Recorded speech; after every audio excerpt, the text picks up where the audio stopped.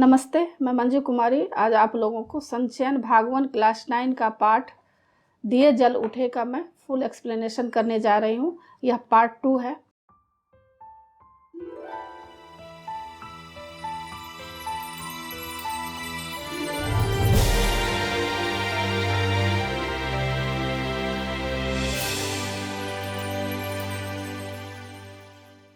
और पार्ट 1 देखने के लिए आप ऊपर दिए गए आई बटन पर क्लिक करके देख सकते हैं या नीचे दिए गए डिस्क्रिप्शन बॉक्स में भी देख सकते हैं या प्लेलिस्ट में जाकर देख सकते हैं। और अभी मैं पार्ट 2 बना रही हूँ क्योंकि यह पार्ट थोड़ा लंबा है, इसलिए पार्ट अलग अलग पार्ट करके बनाना पड़ रहा है।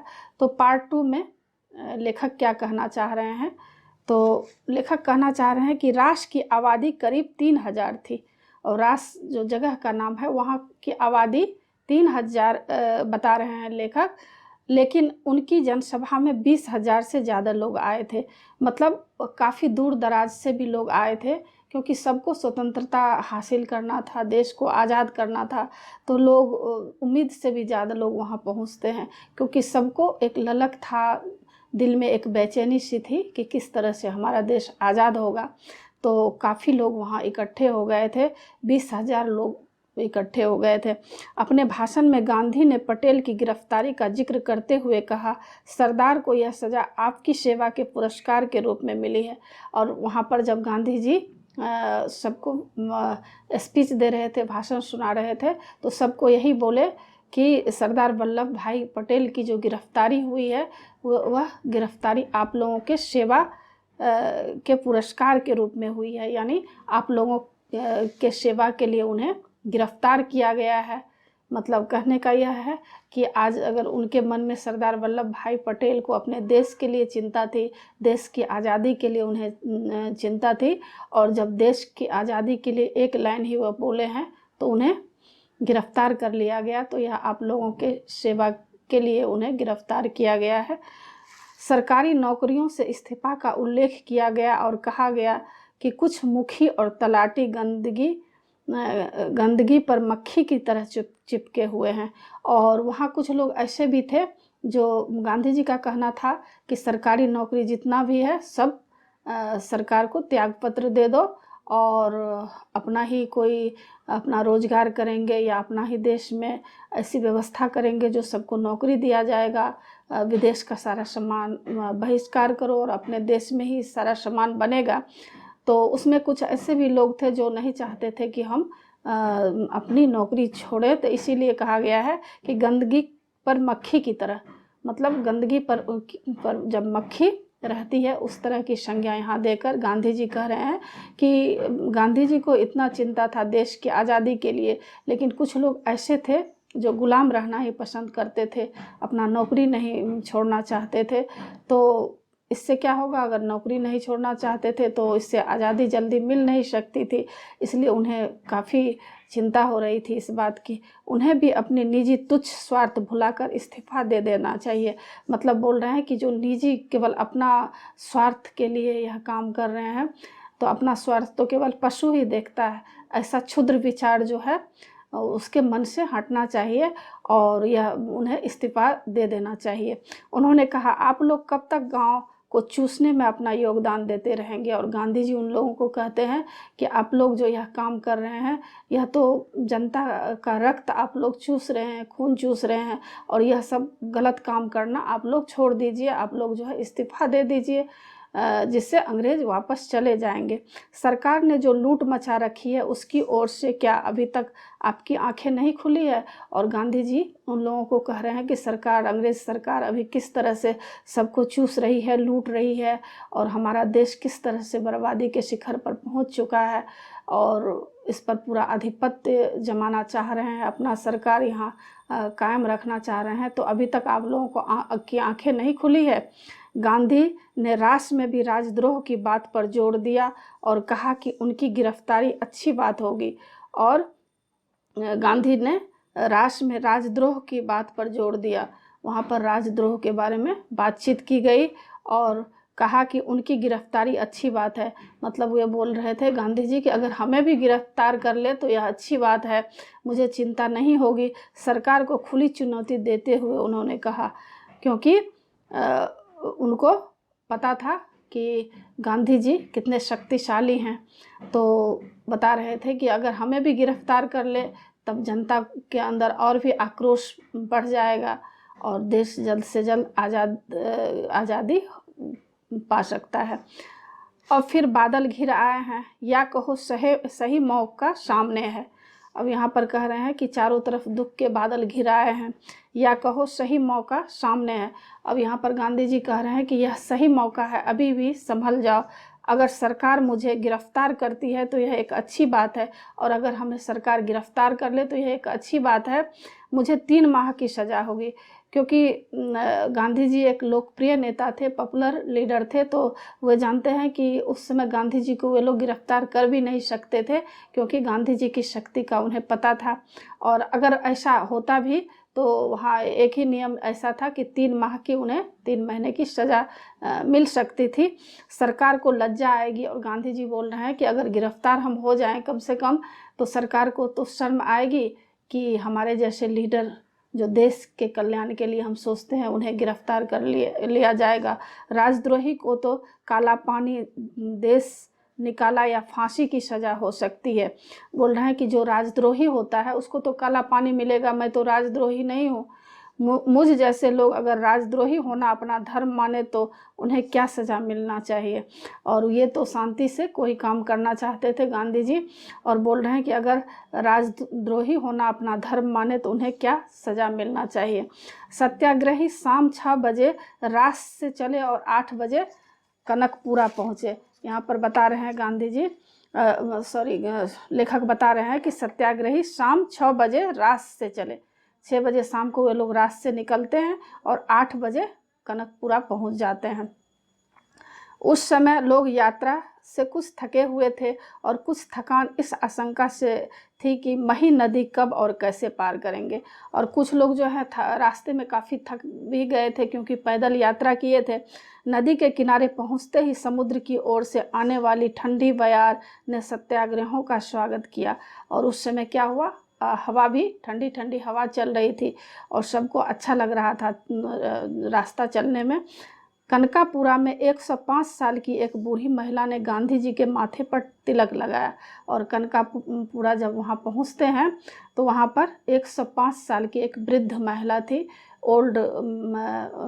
एक बूढ़ी महिला थी, जिन्होंने गांधी जी को तिलक लगाया और कहा, महात्मा जी स्वराज लेकर जल्दी वापस आना। और उन्होंने कहा कि गांधी जी जरूर देश को स्वराज करके, मतलब स्वतंत्रता दिलाकर जल्द ही वापस आना। गांधी ने कहा, मैं स्वराज लिए बिना नहीं लौटूंगा। और उनको आश्वासन देते हैं कि जब तक देश आज़ाद नहीं होगा तब तक मैं वहां से नहीं लौटूंगा।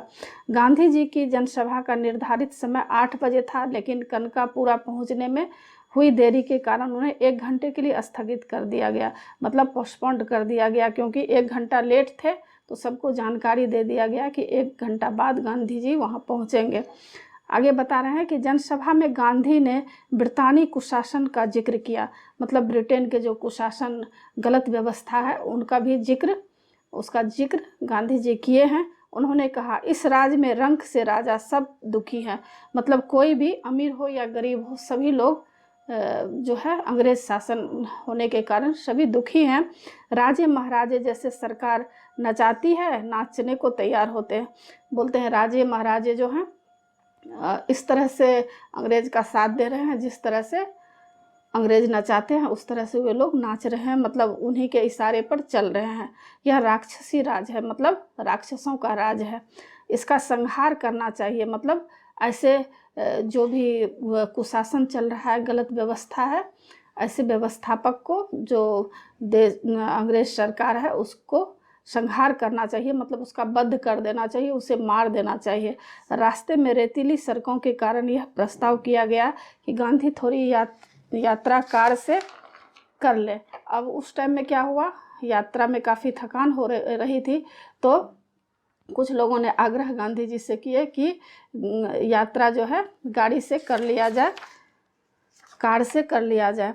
गांधी ने इससे साफ इनकार कर दिया। गांधी जी इनकार कर दिए इस बात से, क्योंकि वे नहीं चाहते थे कि इस यात्रा में गाड़ी से यात्रा किया जाए। उनका कहना था कि यह उनके जीवन की आखिरी यात्रा है, मतलब लास्ट यात्रा है, और ऐसी यात्रा में निकलने वाला वाहन का प्रयोग नहीं करता।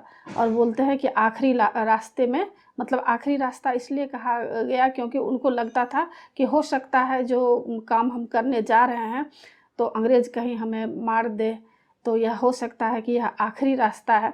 तो बोल रहे हैं कि आखिरी रास्ता में जब कोई निकलते हैं तो वाहन का प्रयोग नहीं करते हैं, क्योंकि यहाँ एक बात का यह जिक्र किया गया है कि जब मनुष्य यहाँ मरता है तो कोई वाहन, जहाज, गाड़ी से नहीं जाता है।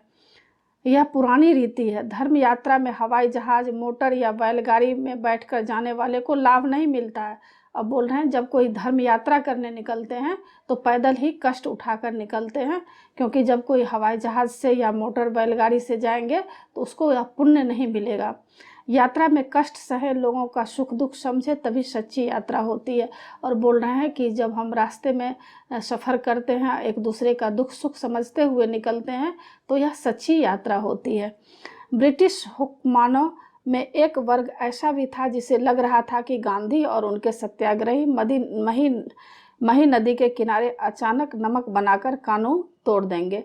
और यहाँ पर बता रहे हैं कि ब्रिटिश हुक्मरानों मतलब वहाँ के जो शासक थे, अफसर थे, वे लोग सोच रहे थे कि गांधी जी जो हैं मही नदी के किनारे ही अचानक नमक बनाकर कानून तोड़ देंगे। समुद्री पानी नदी के तट पर काफ़ी नमक छोड़ जाता है, जिसकी रखवाली के लिए सरकारी नमक चौकीदार रखे जाते हैं। और क्या होता है, जब समुद्र में काफ़ी पानी रहता है तो उस समय क्या होता है, बहुत सारा जब उसमें रेत बहता है, मतलब पानी जब पानी में उछाल आता है तो बहुत सारा नमक जो है किनारे में आकर जम जाता है। गांधी ने भी कहा यहाँ नमक बनाया जा सकता है, और गांधी जी बोले कि यहाँ तो नमक बनाया जा सकता है। गांधी को समझने वाले वरिष्ठ अधिकारी इस बात से सहमत नहीं थे कि गांधी कोई काम अचानक और चुपके से करेंगे, क्योंकि सबको मालूम था कि गांधी जी कभी भी कोई काम चुपके से नहीं किए हैं, क्योंकि चुपके से कोई भी काम वे नहीं करना चाहते थे। इसके बावजूद उन्होंने नदी के तट से सारे नमक भंडार हटा दिए और उन्हें नष्ट करा दिया गया। और वहाँ पर जो चौकीदार लोग रखा गया था, तो वहाँ के ऑफिसर लोग क्या किए कि नमक नहीं बनाए, इसके कारण वो लोग क्या किए, पूरे नमक को वहाँ से नष्ट कर दिया गया ताकि इसका खतरा ही ना हो। मतलब गांधी जी वहाँ नमक नहीं बनाए। आगे बता रहे हैं कि नियमों के अनुसार उस दिन की यात्रा कनकापुर में गांधी के भाषण के बाद समाप्त हो जानी चाहिए, लेकिन इसमें परिवर्तन कर दिया गया। यह तय पाया गया कि नदी को आधी रात के समुद्र का पानी चढ़ने पर पार किया जाए, ताकि कीचड़ और दलदल में कम से कम चलना पड़े। और क्या हुआ, गांधी जी का जब भाषण कनकापुर में हो गया, उसके बाद वे लोग सोच रहे थे कि समुद्र में जब पानी बढ़ेगा तो उससे क्या होगा, उससे हम लोग अच्छा से पार कर सकते हैं। नहीं तो अगर कम नदी में पानी रहेगा तो कम पानी रहने की वजह से क्या होता है, नदी के किनारे कीचड़ और दलदल किसको बोलते हैं, जिसमें पैर फंस जाता है, लोग चल नहीं पाते हैं। तो बोल रहे हैं कि समुद्र का पानी चढ़ने पर पार आधी रात को लोग पार करें तो अच्छा है। रात 10:30 बजे भोजन के बाद सत्याग्रही नदी की ओर चले, और 10:30 बजे जब उन लोगों ने खाना खा लिया, उसके बाद वे लोग क्या किए, नदी की ओर चले। अंधेरी रात में गांधी को करीब 4 किलोमीटर दलदली जमीन पर चलना पड़ा। अंधेरी रात थी और उस रात में गांधी जी को कितना, 4 किलोमीटर दलदली वाले स्थान से पैदल उनको चलना पड़ा था। कुछ लोगों ने गांधी को कंधे पर उठाने की सलाह दी, पर उन्होंने मना कर दिया। कुछ लोग चाहते थे, क्योंकि गांधी जी उस समय काफ़ी उम्र था उनका, और लोग चाहते थे कि गांधी जी को जो है कंधे पर पार किया जाए, लेकिन गांधी जी नहीं चाह रहे थे कि कोई उन्हें कंधे पर पार करे। यह धर्म यात्रा है। उनको यह कहना था कि धर्म यात्रा जो होता है कष्टप्रद होना चाहिए, और कष्ट में ही सुख का अनुभव होता है, क्योंकि ईश्वर को भी वही प्रिय होता है जो कष्ट सहकर कोई काम करते हैं। तो यहाँ पर गांधी जी बोले कि यह धर्म यात्रा है, चलकर पूरी करूँगा, मतलब मैं चलूँगा। तट पर पहुंचकर गांधी ने पैर धोए और एक झोपड़ी में आराम किया, आधी रात का इंतजार करते हुए। और वहाँ पर एक झोपड़ी में वे आराम करते हैं। मही के तट पर उस घूप अंधेरी रात में भी मेला जैसा लगा हुआ था। और जब मही के तट पर पहुंचते हैं तो देखते हैं कि काफ़ी अंधेरा था वहाँ, और फिर भी वहाँ पर लोगों का तांता लगा हुआ था। भजन मंडलियाँ थी, दंडिया रास में निपुण दरबार थे, उनके गीत के बोल थे।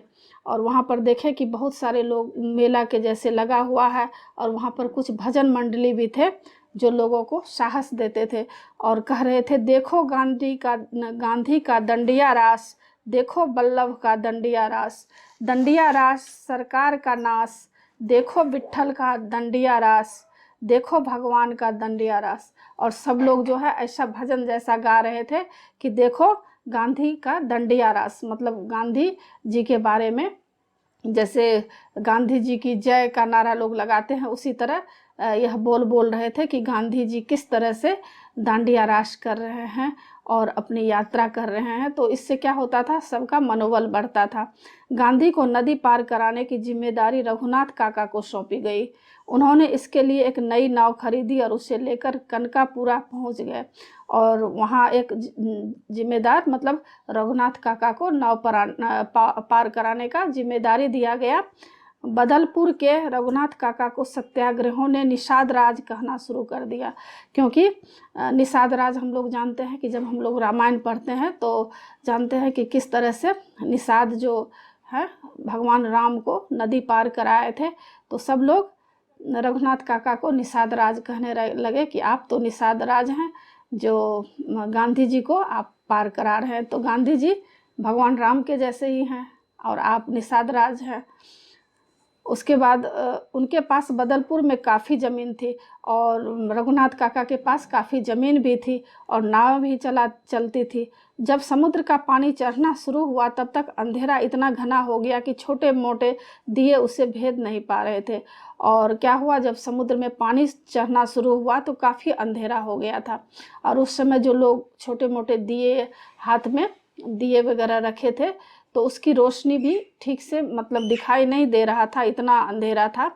थोड़ी ही देर में कई हजार लोग नदी के तट पर पहुंच गए, और थोड़ी ही देर में देखते हैं कि वहां नदी के किनारे बहुत सारे लोग पहुंच जाते हैं, और उन सब के हाथों में दिए थे और सबके हाथ में दिए थे, क्योंकि सब लोग जान रहे थे कि गांधी जी यहाँ यात्रा करने निकले हैं, धर्म यात्रा है, और सब लोग गांधी जी से मिलना चाहते थे, क्योंकि सबको कष्ट था जो किस तरह से अंग्रेज इस देश को छोड़ कर जाए। तो सब लोग उस समय आधी रात को भी दिए लेकर पहुंच जाते हैं।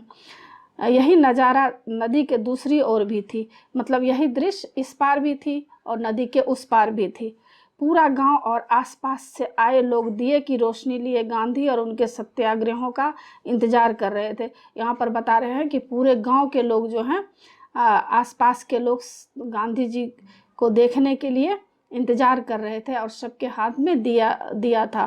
रात 12 बजे महिसागर नदी का किनारा भर गया, पानी चढ़ आया था। गांधी जी झोपड़ी से बाहर निकले और घुटनों तक पानी में चलकर नाव तक पहुँचे, और देखे कि पानी उस समय नदी में काफ़ी चढ़ गया था। तो गांधी जी क्या किए, घुटने तक उनको पानी में नदी पार करके उनको नाव पर चढ़ना पड़ा।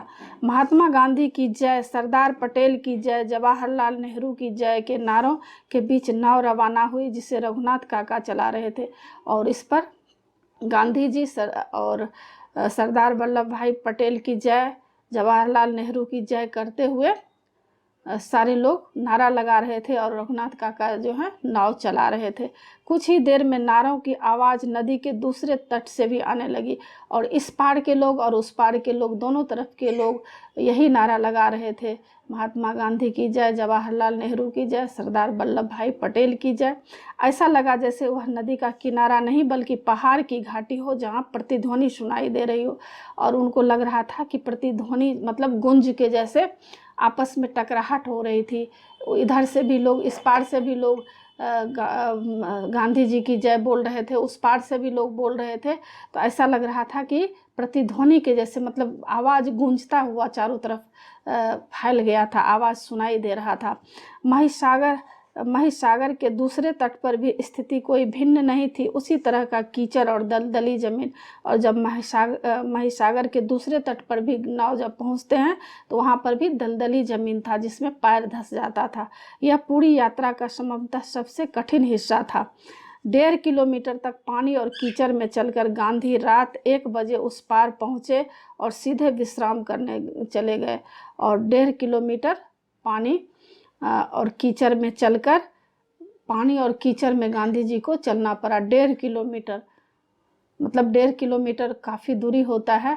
वहाँ दलदली जगह था जहाँ एक बार पैर अगर धंस गया तो फिर दूसरे बार निकालने में भी काफ़ी कष्ट होता है। तो 1.5 किलोमीटर उन्हें तय करना था, मतलब इतना गांधी जी कष्ट उठाकर इस देश की आज़ादी के लिए लड़ाई लड़े हैं। और गांव के बाहर नदी के तट पर ही उनके लिए झोपड़ी तैयार कर दी गई थी और वहां पर वे विश्राम करने चले गए। काफ़ी थक भी गए थे तो वे झोपड़ी में विश्राम किए। गांधी के पार उतरने के बाद भी तट पर दिए लेकर लोग खड़े रहे और गांधी जी जब पार भी हो जाते हैं तभी भी लोग तट पर इसलिए खड़े थे क्योंकि उनको लग रहा था कि और भी सत्याग्रही इस पार आते होंगे तो उन लोगों को भी रोशनी देने के लिए वे लोग खड़े थे। शायद उन्हें पता था कि रात में कुछ और लोग आएंगे जिन्हें नदी पार करानी होगी और उन लोगों को यह उम्मीद थी कि और लोग आएंगे, इसलिए सारे लोग दिए लेकर खड़े थे। तो इस पाठ से यही संदेश मिलता है कि हमारा देश जो अब आज़ाद देश के हम लोग नागरिक कहलाते हैं, इस देश को आज़ादी दिलाने के लिए न जाने कितने लोग कितने संघर्ष किए। महात्मा गांधी का अभी आप थोड़ा सा ही इसमें पढ़े होंगे कि उनको कितना कष्ट सहना पड़ा, कितना उनको रात दिन एक करके वो किस तरह से आज़ादी दिलाए हैं और देश को स्वतंत्र किए हैं। तो हम लोगों का यही कर्तव्य होता है कि हमारे देश पर कोई दूसरा देश आक्रमण न करे और हमारे देश पर कोई दूसरा देश के लोग शासन न करे। इसके लिए हमें सब एकजुट होकर रहना चाहिए और सारे देशवासियों को एकजुट होकर रहना चाहिए ताकि कोई भी संघर्ष आगे ना झेलना पड़े। तो आशा है आप लोगों को यह पाठ समझ में आ गया होगा और अगर अच्छा लगे तो ज़रूर सब्सक्राइब कीजिएगा। सब्सक्राइब के बगल में बेल आइकन बटन है, उसे ज़रूर क्लिक कीजिएगा, लाइक कीजिएगा, शेयर कीजिएगा और कमेंट्स कीजिएगा कि आपको यह पाठ कैसा लगा। आगे नए पाठ के साथ फिर मैं मिलूँगी। धन्यवाद।